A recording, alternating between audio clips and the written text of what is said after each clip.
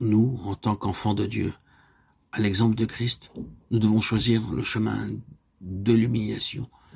Bien que l'adversaire soit un ennemi déjà vaincu, bien que nous ayons à notre disposition l'arme victorieuse, le précieux sang de Christ, nous sommes impuissants à combattre et à vaincre les puissances du mal qui nous attaquent si l'esprit du crucifié ne demeure pas en nous et s'il n'y grandit pas. Christ ayant donc souffert pour nous dans la chair, vous aussi, armez-vous de cette même pensée. 1 Pierre 4, 1. Ayez une même pensée que Jésus-Christ a eue, demande l'apôtre. Si nous voulons que l'esprit de sacrifice qui conduisit Jésus à la mort nous soit départi, s'il habite en nous, nous cessons de pécher. 1 Pierre 4, 1. Nous ne vivons plus selon les convoitises de l'homme naturel, mais faisons la volonté de Dieu. Sans doute l'entourage trouve étrange la conduite du racheté. Celui-ci doit s'attendre à ce qu'on dise du mal de lui. Et même, il est heureux lorsqu'à cause de Christ, il est maltraité et qu'on dit faussement contre lui toutes sortes de mal.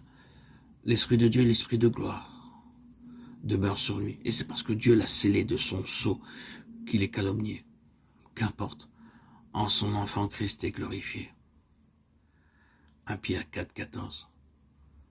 Buvons donc aussi à la coupe que le Seigneur a bu. Aspirons à connaître toujours plus l'esprit du calvaire pour remporter la victoire. L'apôtre Pierre nous rappelle que Jésus a souffert pour nous dans la chair. Et il nous exhorte à suivre l'exemple du Maître et à savoir souffrir au sein de ce monde mauvais. Lui, le Seigneur.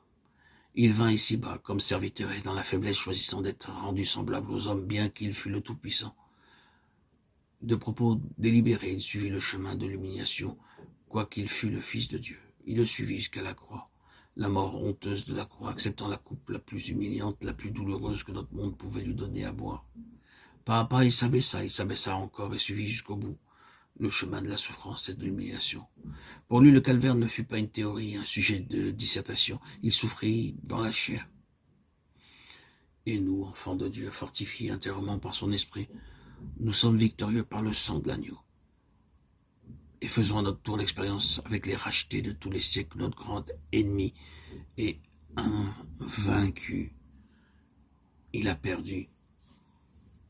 Il nous est dit dans Éphésiens 6, 11, 13, revêtez-vous de toute l'armure de Dieu afin de pouvoir résister aux artifices du diable et ayant tout accompli, tenir ferme. Ce passage, l'épître aux Éphésiens, désigne nettement l'adversaire et nous initie au combat, à soutenir, lorsque par la vie de résurrection qui agit en nous, nous sommes entrés dans le domaine spirituel.